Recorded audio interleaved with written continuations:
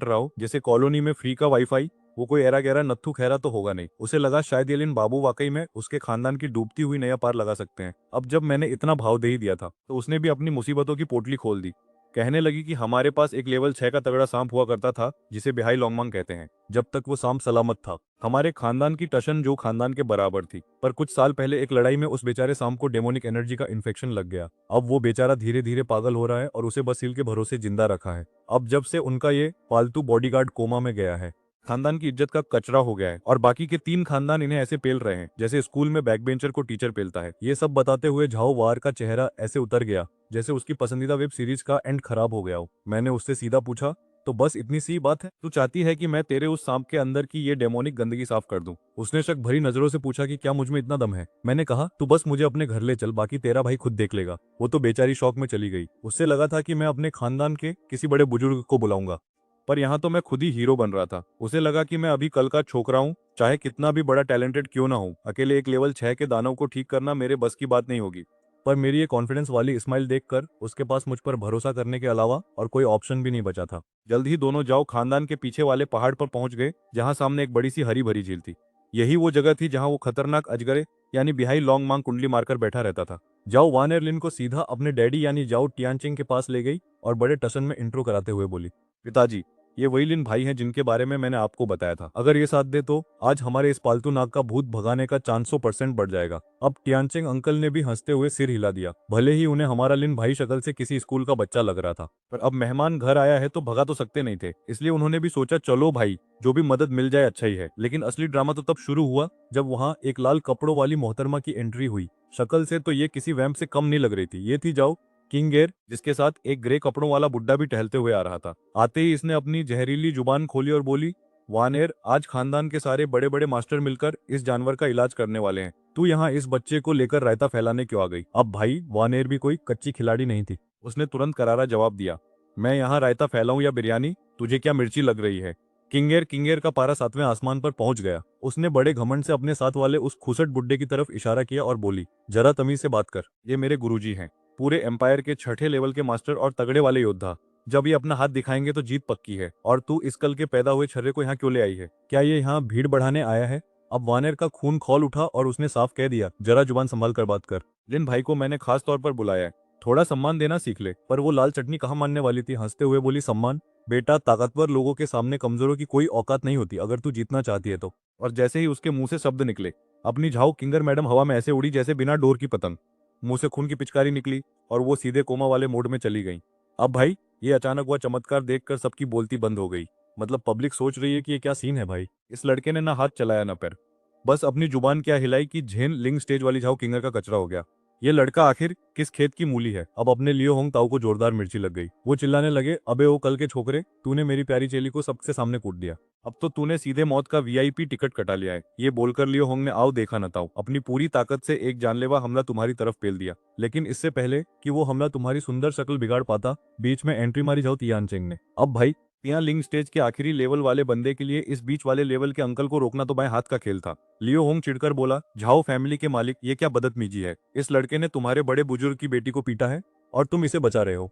इस पर झाओ तियानचिंग ने एक कातिल मुस्कुराहट दी और बोले, भाई, तुमने खुद ही तो कहा कि वो बड़े बुजुर्ग की बेटी है, मेरी सगी बेटी थोड़ी ही है। अभी सामने बड़ा मिशन है, तो जरा अपनी ईगो को साइड में रखो और शांति बनाए रखो। काम खत्म होने दो, तुम्हें भारी इनाम दूंगा। अब लियो होंग समझ गया कि झाओ तियानचिंग ने इस लड़के को बचाने की कसम खा ली है। उसे समझ तो कुछ नहीं आ रहा था, पर फिलहाल उसके पास पीछे हटने के अलावा कोई चारा नहीं था। एक ठंडिया भरकर उसने बहस बंद की और झटके से अपनी चेली झाओ किंगर के पास पहुंचकर उसका इलाज करने लगा। पर उसके दिमाग में अभी भी वही पुरानी विलेन वाली प्लानिंग चल रही थी कि बेटा, एक बार इस घर से बाहर निकल, फिर तुझे यमराज से मिलवाता हूँ। झाओ तियानचेंग तुम्हारे पास आए और बड़े प्यार से पूछा, छोटे भाई सब ठीक तो है ना? कहीं चोट तो नहीं लगी? तुमने बड़े स्वैग में हाथ हिलाया और कहा, अरे अंकल लोड मत लो, अगर आप बीच में नहीं आते ना तो आज इस बूढ़े का पत्ता साफ हो गया होता।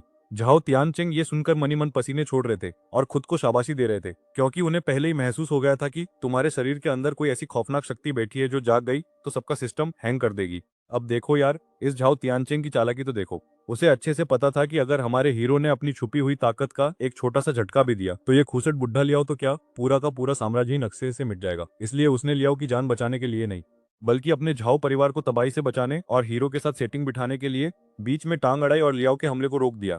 अब झाओ बड़े जोश में चिल्लाया, भाइयों और उनकी बहनों तैयार हो जाओ, वो नीले समंदर वाला नागराज यानी बिहाई लॉन्गमेंग बाहर निकलने ही वाला है। ये कहते हुए झाओ ने अपनी पूरी ताकत बटोर ली और हाथों से अजीब अजीब साइन बनाने लगा जैसे कोई जादू कर रहा हो। वहां मौजूद बाकी के साइड किरदारों ने भी अपनी अपनी फुस होती हुई स्पिरिचुअल पावर को जगाया।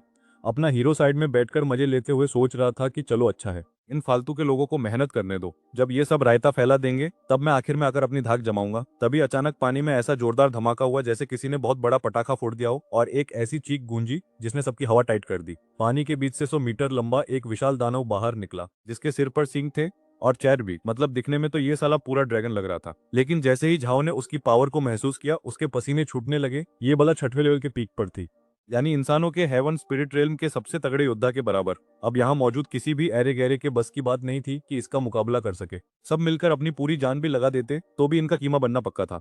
अब झाओ की फटी हुई आंखों ने उम्मीद की तलाश में चुपके से पास ही पत्थर के बेंच पर बैठे हमारे उस दुखी आत्मा हीरो की तरफ देखा जो बड़े ही गमगीन चेहरे के साथ वहां बैठा हुआ था।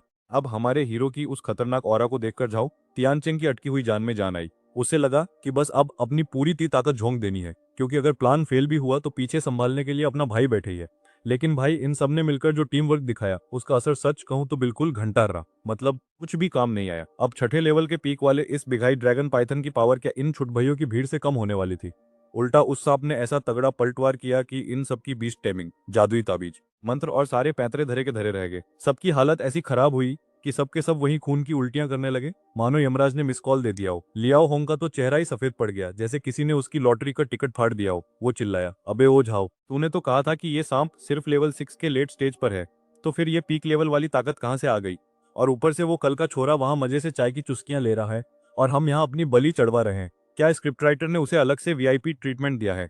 भीड़ में से भी कुछ लोग जल भुनकर बोलने लगे कि झाओ भाई, जो लोग पैसे लेकर काम नहीं करते उन्हें तो आपको बिल्कुल नहीं छोड़ना चाहिए। एक बूढ़ा तो और भी चौड़ में आकर बोला कि झाओ भाई जरा रुको, मैं खुद इस लौंडे को तमीज सिखाता हूँ।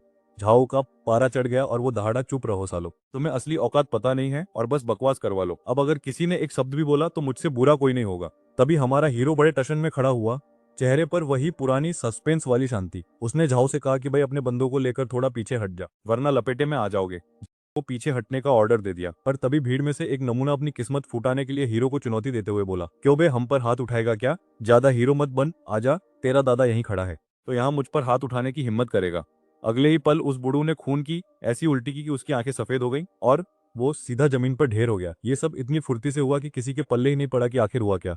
लो बुढ़ू तो निकल गया, पर भाई ये मरा कैसे? वो तो अर्थ स्पिरिट रेल्म के एकदम पीक पर था, कोई हेवन स्पिरिट वाला सूरमा भी उसे बिना हट के ऐसे नहीं मार सकता था। अब जाकर इन सबकी सिट्टी पिट्टी गुम हुई और इन्हें एहसास हुआ कि इन्होंने किसी गलत शेर के मुंह में हाथ डाल दिया है। मैं जो चाहूं वो करूं, तुम्हारी इतनी हिम्मत की मुझे सिखाओगे? ये कहते ही मैंने हवा में ही हाथ लहरा कर लियाओं की गर्दन दबोच ली और उसे ऊपर उठा दिया।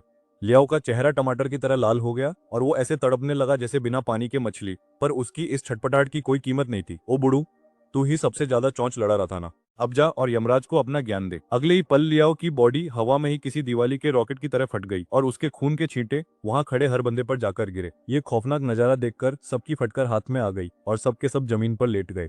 भागने तक की हिम्मत नहीं बची इनमें। बहुत ही ज्यादा क्रूर और खौफनाक मंजर था ये। तभी वो झाओ किंगर जो अभी तक कोमा में पड़ी मजे ले रही थी अचानक होश में आई, पर जैसे ही उसने ये खून खराबा देखा बेचारी सदमे के मारे वहीं ढेर हो गई। अब इसमें मेरी क्या गलती? वो तो खुद ही टपक गई। मेरा इससे कोई लेना देना नहीं है। झाओ खानदान के लौंडे फटी आंखों से ये सब देख रहे थे और मन ही मन भगवान का शुक्रिया मान रहे थे। उन्हें लग रहा था कि ये बंदा तो उम्र में हमसे भी छोटा है, पर इसके हाथ साफ करने का तरीका और ताकत तो एकदम नेक्स्ट लेवल है। शुक्र है हमने इससे पंगा नहीं लिया, वरना आज हमारे पूरे खानदान का तर्पण हो जाता। अफसोस की किंगर मैडम ने अपना रास्ता खुद ही छोटा कर लिया। उधर झावर और झाओ तियानचिंग के दिल की धड़कनें भी बुलेट ट्रेन की स्पीड से भाग रही थी। हालांकि उन्हें अंदाजा तो था कि मैं कितना खतरनाक हूं, पर अपनी नंगी आंखों से ये खौफनाक मंजर देखकर उनकी भी हालत खराब हो गई थी। वो मन ही मन भगवान का शुक्रिया मान रहे थे कि अच्छा हुआ जो हमने टाइम रहते इस बंदे के पैर पकड़ लिए, वरना आज तो हमारी भी चटनी बन जाती। अब वो बड़े बड़े मास्टर्स जो खुद को सहसा समझते थे अपनी जान बचाने के लिए मक्खन लगाने की सारी हदें पार कर रहे थे। गिड़गिड़ाते हुए बोले, हुजूर हमें माफ कर दीजिए, हम तो बस छोटे मोटे कीड़े मकोड़े हैं, हमें मारकर अपने हाथ गंदे मत कीजिए, बस हमें एक बेकार की गैस समझकर छोड़ दीजिए। मतलब भाई साहब, मौत के डर से ये लोग ऐसी ऐसी बातें कर रहे थे जो शायद ऑथर ने भी नहीं सोची होंगी। मैंने भी बड़े सुकून से कहा, ठीक है, वैसे भी तुम्हें जान से मारने का मेरा कोई इरादा नहीं है। ये सुनते ही उन बेचारों ने चैन की सांस ली, पर अगले ही पल पट पट पट बिना किसी वार्निंग के सबके मुंह से खून का फव्वारा छूट गया। एक सेकंड के अंदर मैंने उनके डेंटियन के ऐसे परखच्चे उड़ाए कि उनकी सारी पावर और बरसों की मेहनत मिट्टी में मिल गई। अब वो नामी गिरामी योद्धा नहीं बल्कि एक आम इंसान से भी गए गुजरे बन चुके थे। उन्हें मार देना तो बहुत आसान होता, पर अब वो पूरी जिंदगी एक मामूली इंसान बनकर सड़ेंगे और ये अफसोस उन्हें हर पल खाएगा। ये देखकर जाओ तियानचेंग का भी गला सूख गया। मेरा ये खौफनाक तरीका देखकर वो भी पूरी तरह दहल गया था। तभी अचानक उस बिहाई ड्रैगन सांप की एक बहुत ही दर्दनाक चीख गूंजी। अब देखो भाई, इस नागराज ने तो पूरी तरह से डेमन वाला चोला पहन लिया है। इसकी ताकत तो ऐसे बढ़ रही है जैसे महीने की आखिरी तारीख में उधारी का बोझ। अब तो ये पूरी तरह से पागल हो चुका है और इस मॉन्स्टर की पावर देखकर सबकी हालत टाइट हो रही है। बेचारे झाऊ खानदान वाले तो कांप रहे हैं। उन्हें लग रहा है कि अब तो उनकी चटनी बनना पक्का है। सारा दारोमदार अब हमारे हीरोलिन बाबू के कंधों पर है। लेकिन अपना भाई वो तो ऐसे मुस्कुरा रहा है जैसे मोहल्ले में किसी की लड़ाई देख रहा हो। लिन ने बस बड़े टशन में बोला, ए छोटे शांत हो जा। और कसम से भाई, वो खतरनाक नागराज ऐसे चुप हो गया जैसे प्रिंसिपल को देखकर क्लास का सबसे हरामी लड़का। फिर लिन ने हवाबाजी में दोबारा कहा, चल अब ये काली गैस खाली कर। बस फिर क्या था, उस सांप के शरीर के अंदर से वो अजीब सी काली धुंध ऐसे निकली जैसे संडे की सुबह पेट साफ हो रहा हो। और लो भाई, अपना नागराज फिर से शरीफ बच्चा बन गया और उसे अपनी अक्ल वापस आ गई। वो सीधा चरणों में गिर गया और लगा लिन के पैर धोने, बोला, थैंक यू सर, आपने बचा लिया। आपका एहसान जिंदगी भर याद रखूंगा। झाओ परिवार वाले तो ऐसे देख रहे हैं जैसे लिन कोई चलता फिरता भगवान हो। उनका बस चले तो अभी लिन की मूर्ति बनवा दे। और वो जो सो कॉल्ड बड़े बड़े मास्टर थे जो खुद को बहुत 30 मार समझते थे, उनकी तो फिर से बोलती बंद हो गई। वो सोच रहे हैं कि साला हम यहाँ मंत्र पढ़ पढ़ कर थक गए और इसने सिर्फ एक लाइन बोलकर पूरा सिस्टम हैंग कर दिया। अब भाई, शाम ठीक हुआ तो झाओ साहब ने तुरंत ऑर्डर दिया कि सबसे टॉप लेवल की दावत शुरू की जाए। पूरे झाओ खानदान में एकदम खुशी का माहौल है, जैसे सबकी सरकारी नौकरी लग गई हो। बढ़िया छिंगो यानी पार्टी चल रही थी और सब मजे में ठूस रहे थे।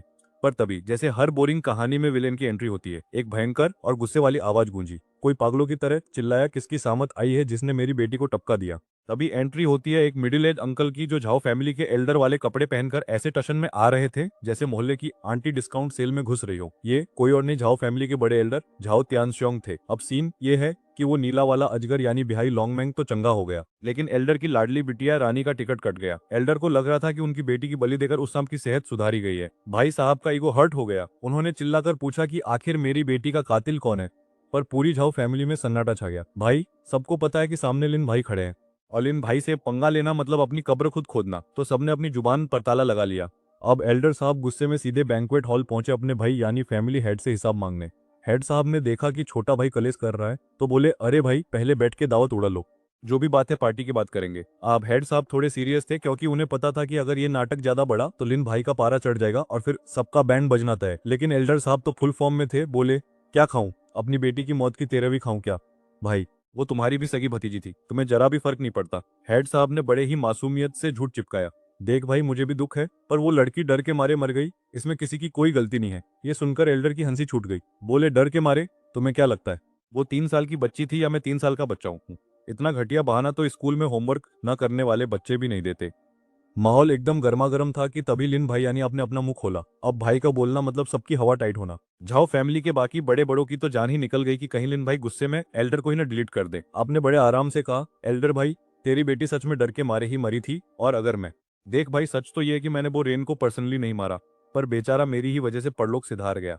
और रही बात तेरी लाडली बेटी की, तो उसकी मौत के पीछे भी असली हाथ मेरा ही है। ये बम फोड़ते हुए हमारा हीरो ऐसे मजे से शराब गटक रहा था और कबाब चबा रहा था जैसे किसी की मौत का मातम नहीं, बल्कि अपनी खुद की शादी की दावत उड़ा रहा हो। वहां खड़े बाकी लोगों का तो दिमाग ही चकरा गया कि भाई, ये बंदा है या कोई चलता फिरता सस्पेंस। झाओ त्यानशोंग का पारा वैसे तो 7वें आसमान पर था, पर वो इतना भी पैदल नहीं था कि माहौल की गहराई न समझ सके।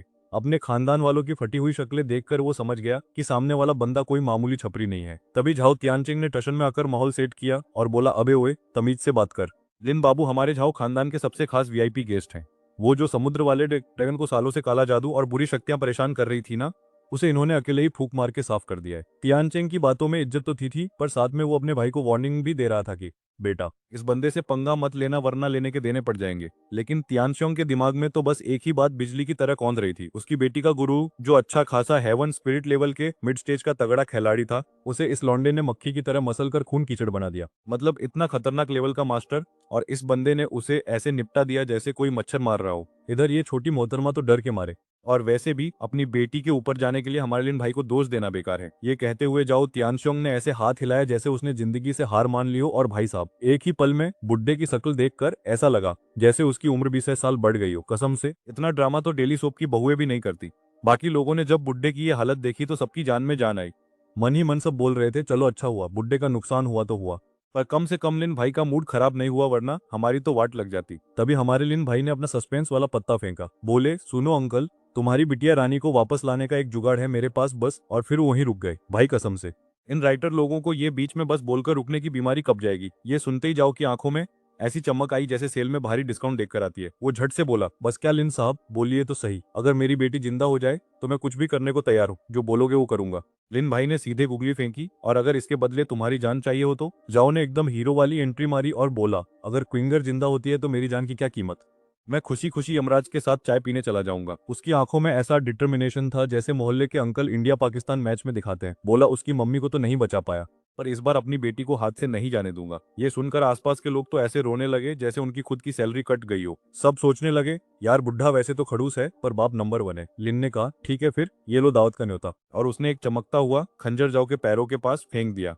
अब सबको लगा था कि भाई सिर्फ मजे ले रहा है, पर यहाँ तो लिन भाई फुल हॉरर फिल्म वाला गेम खेल रहे थे। पब्लिक तो एकदम शॉक में चली गई कि अबे ये तो सच में जान लेने पर उतारू है। खुद जाओ भी खंजर देखकर थोड़ा सा कपका गया। उसके दिमाग में चल रहा था, अबे ओए, ये स्क्रिप्ट में नहीं था। मुझे लगा बस इमोशनल बातें होंगी और तू जादू से उसे ठीक कर देगा। यहाँ तो तूने सीधा वेपन निकाल लिया। पर फिर उसने सोचा कि चलो कम से कम ऊपर जाकर अपनी वाइफ को जवाब तो दे पाऊंगा। बस फिर क्या, बिना सोचे समझे उसने खंजर उठाया और अपनी गर्दन पर खचाक से चला दिया। और तभी बड़े साहब की एक जोरदार। यहाँ माहौल एकदम गमगीन है भाई। सबको लग रहा था कि ये बड़ा बुढ़ा यानी अपना एल्डर सिर्फ लंबी लंबी छोड़ता है, पर उसने सच में अपनी बेटी को बचाने के लिए अपनी जान की कुर्बानी दे दी। वैसे इस दुनिया में कोई मरकर वापस आता है क्या? सच कहूं तो वहां खड़े किसी को भी लिन बाबू पर भरोसा नहीं था। सबको लग रहा था कि लिन भाई इस बार प्रैंक थोड़ा ज्यादा ही लंबा खींच रहे हैं और सबकी भावनाओं के साथ खेल रहे हैं। पर बेचारे डर के मारे कुछ बोल भी नहीं पा रहे थे। एल्डर ने गिरते गिरते आखिरी बार अपनी कांपती आवाज में कहा, लिन बाबू, अब अपनी जुबान के पक्के रहना और मेरी छिंगर को बचा लेना। यह कहते ही झाओ थियानसियों की बॉडी धड़ाम से जमीन पर गिर गई। वैसे ये झाओ परिवार वाले दिखने में थोड़े कम दिमाग के और पैदल लगते हैं, पर मान गए भाई। इनका इमोशनल ड्रामा और बॉन्डिंग देखकर तो मेरा पत्थर जैसा दिल भी थोड़ा सा पिघल गया। लिन भाई ने ऑर्डर दिया और लड़की की बॉडी सामने लाई गई। अब शुरू होता है असली जादू। लिन भाई ने हाथ घुमाया, थोड़ी चमकीली लाइट मारी ताकि सबको लगे कि बहुत तगड़ी मेहनत हो रही है, और फिर स्टाइल में बोले, उठ जाओ मेरी लैला। अरे सॉरी सॉरी, गलत फिल्म की स्क्रिप्ट पढ़ ली। उन्होंने बोला, जिंदा हो जाओ झाओ चिंगर। जैसे ही लिन भाई के शब्द हवा में गूंजे, उस ठंडी पड़ चुकी बॉडी में अचानक जान आ गई। जो लड़की एकदम सफेद पड़ चुकी थी, उसके चेहरे पर फिर से लाली छा गई और उसने धीरे धीरे अपनी आंखें खोल दी। कौन हूं मैं, कहा हूं, लड़की के दिमाग का दही हो गया था, पर वहां खड़े लोगों का तो उससे भी बुरा हाल था। भाई साहब, सच में कोई मरकर वापस आ सकता है?